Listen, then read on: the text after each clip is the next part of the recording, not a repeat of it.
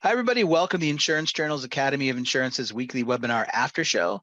I'm your host, George, and joining for the after show today is the director of the Academy of Insurance, Mr. Patrick Rates. And today's instructor is Mr. Chris Behymer, and today's class is Trends in the Surplus Lines Industry 2023. Chris, welcome to the after show. It's great to have you here. Great to be here. Thank you, George. Thank you, Patrick, for the invitation. I always appreciate it. Our pleasure. So trends in the surplus lines. Are you surprised ever at how everywhere insurance is, not just in surplus lines, but just it seems to touch at least a corner of everyone's life, personal, business, whatever. Are you ever surprised by the reach, the tentacles that the insurance industry has on us as a society?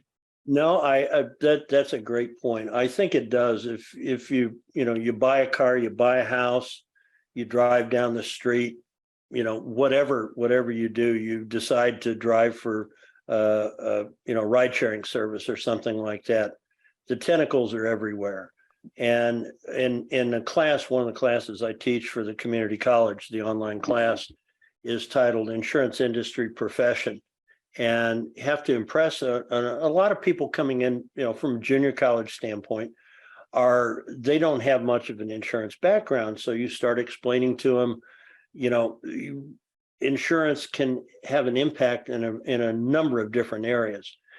What's even more amazing is not just the tentacles of the industry, but the tentacles of the people.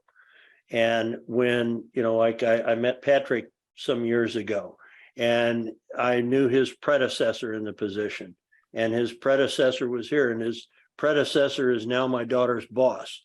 And then, the individual we were talking about a few minutes ago, I've known her for a long time. I knew her husband.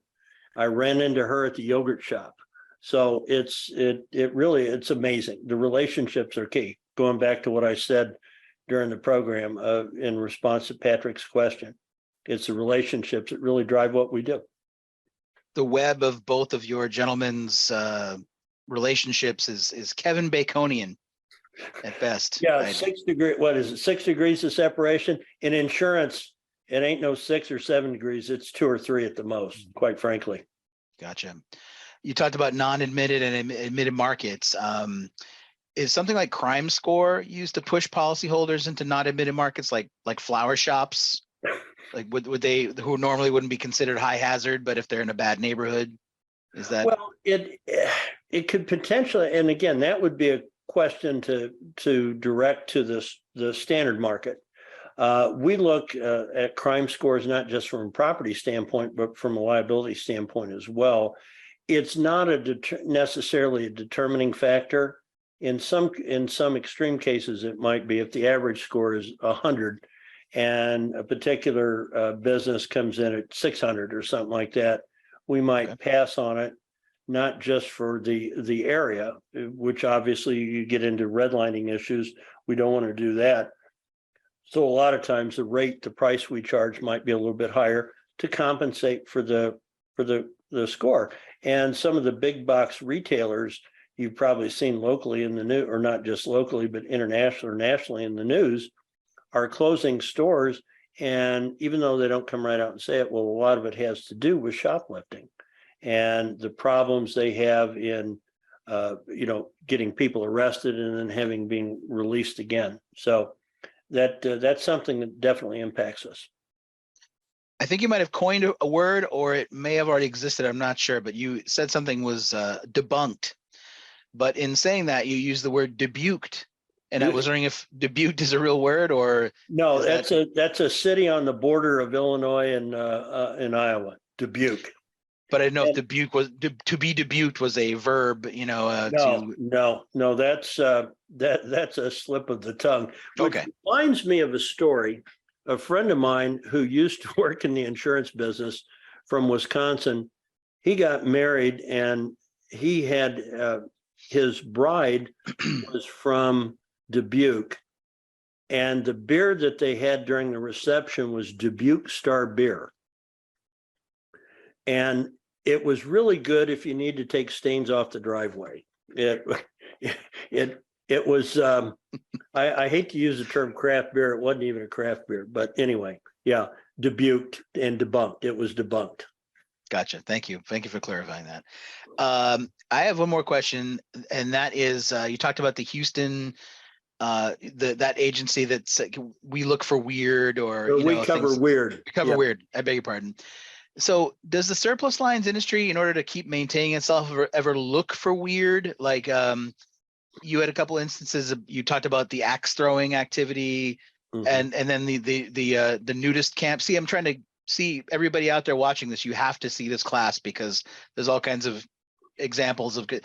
So does a surplus line agency ever look for a nudist camp axe throwing team to try to write policy for, or what's the A nudist what's the camp protocol axe on that? throwing team.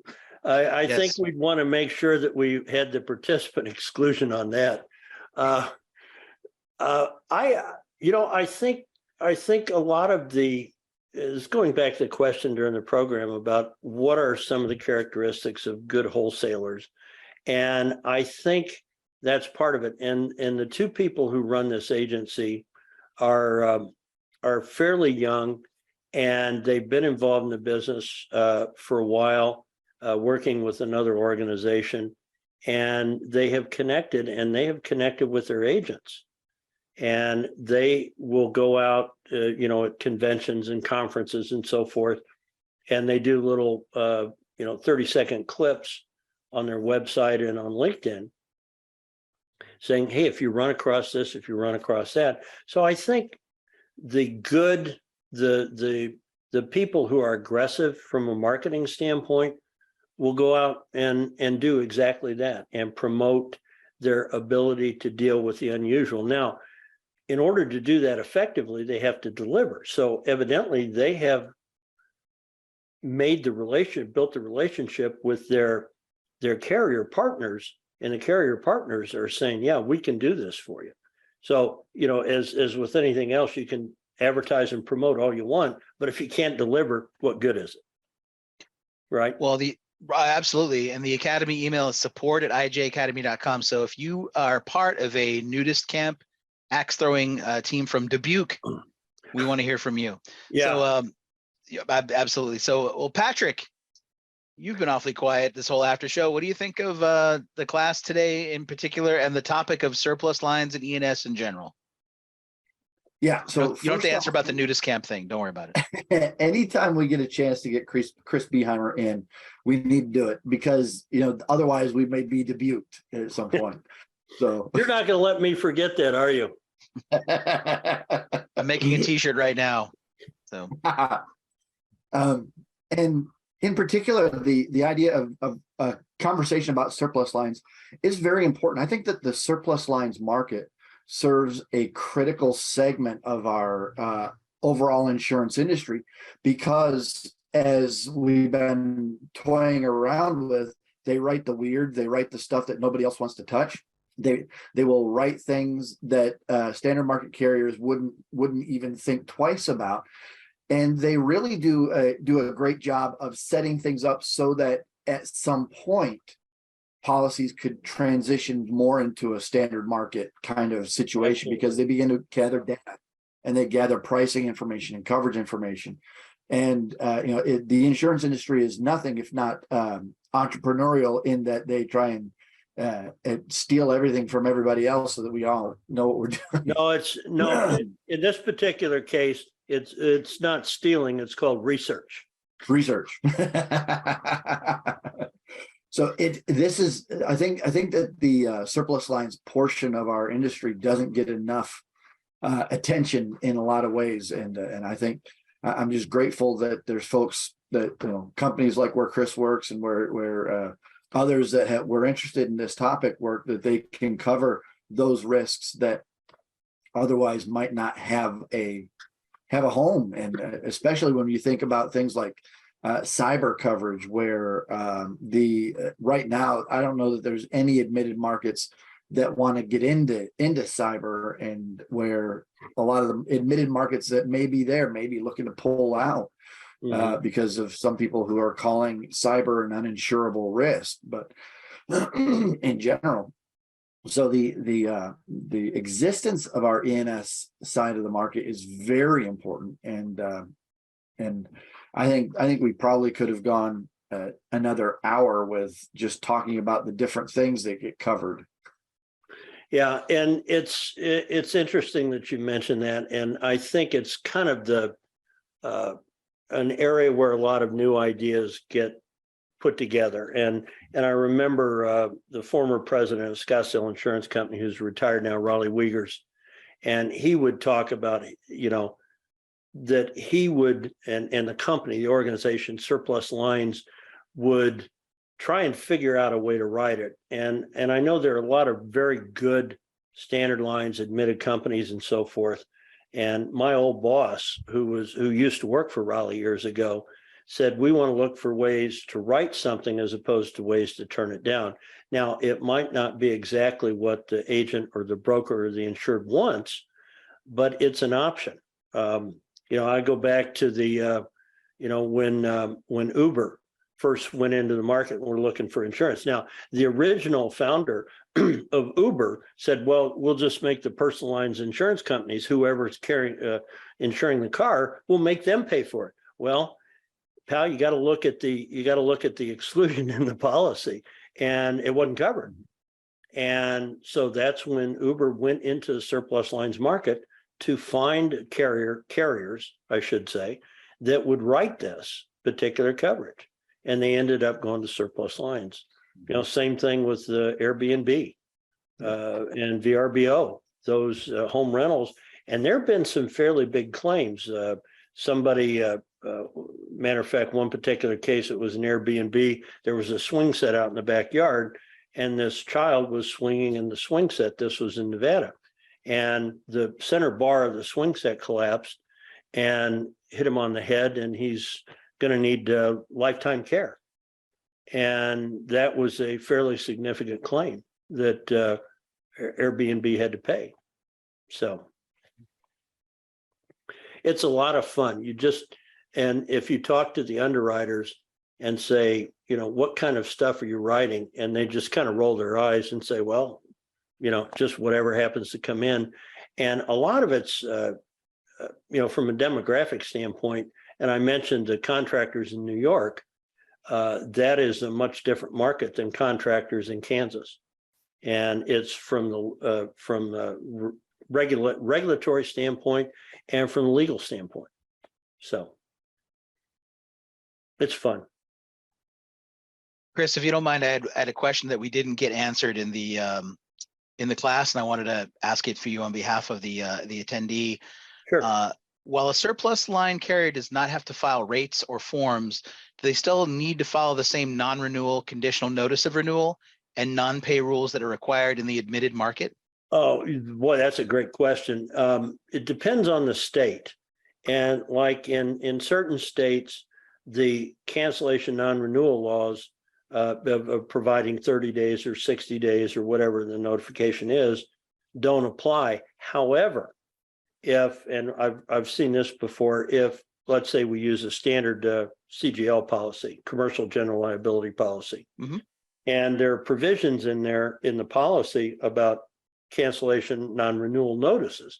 Now, if you don't take that out of the policy from an endorsement standpoint, then whatever contract if you issue that contract, then you have to follow what's in the contract. I know that, and from a logistical standpoint, a number of especially in the property casualty arena, we use an awful lot, and by we, I mean the surplus lines industry, we'll use a lot of standard ISO forms. When you get into the professional liability and so forth, we write a lot of claims made business. I don't know of anybody that uses the ISO claims made form. They all have proprietary forms. Same thing with cyber, environmental, management liability, medical professional, and so forth. The asker was in California, if that gives you any insight into. Yeah, and that was the state I was referring to. If you just issue the policy without any endorsements, then you're obligated to follow the terms and conditions of the policy. But if you endorse that out and change it, maybe make 10 days notice or 5 days notice. Sure. I think even, and I know most top tier surplus lines companies, if they're going to non-renew an account or cancel an account or something like that, they'll let the agent know with as much time as they can. And I've seen situations before where the insured's brother was an arsonist. And so it was another company, but they basically hired some off-duty police officers to guard the property until such time as they could give them 5 or 10 days notice. So you see that every now and then. But yeah, good question. Great. And I'll let the asker know to tune into the after show to make sure she gets her questions answered. Yeah. So Yeah, or contact me and we can, Sure. we'll go from there. Because I shared with Patrick, I already got one note from an attendee, and that's very nice. I do appreciate that. fantastic. Well, you were super nice to lend us your time and your insights and expertise. So we really, really thank you again for your help today. Sure. Can't thank you enough. So on behalf of our director, Patrick Raitt, and today's instructor, Chris Behymer, this is your host, George, saying thanks everyone for coming to the after show. And we will see you soon, hopefully. Have a great day, everyone. We'll talk to you soon. All right. Thanks for tuning in. Take care. Take care.